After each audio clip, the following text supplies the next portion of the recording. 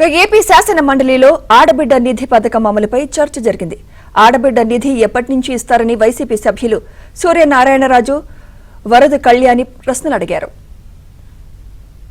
కానీ నేటి వరకు ఆడబిడ్డ నిధికి సంబంధించి ఒక్క అడుగు కూడా ముందుకు వేయలేదు అధ్యక్ష.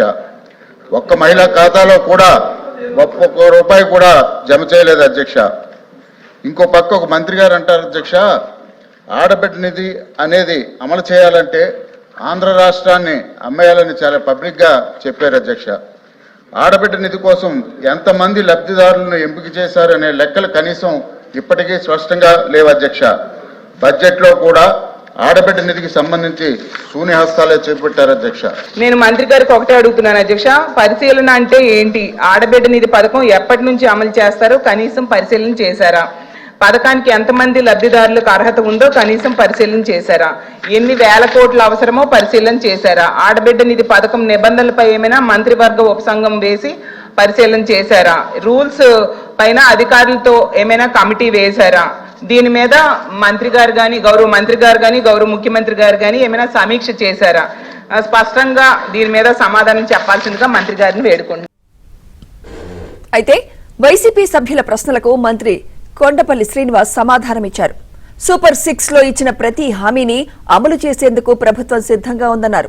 అయితే మంత్రి సమాధానమిచ్చే సమయంలో వైసీపీ సభ్యులు గందరగోళం సృష్టించారు.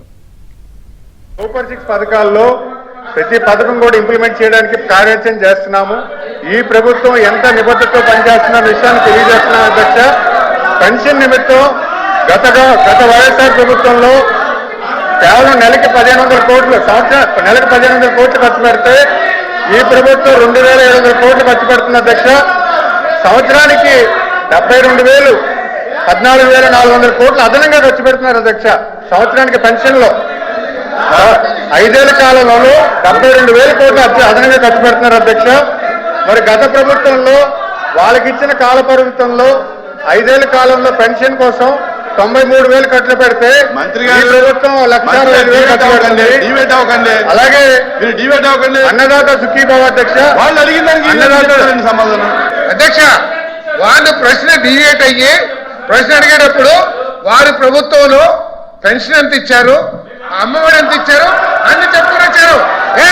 సమాధానం వారి కంటే పెన్షన్లు చాలా ఎక్కువగా ఇస్తున్నాము.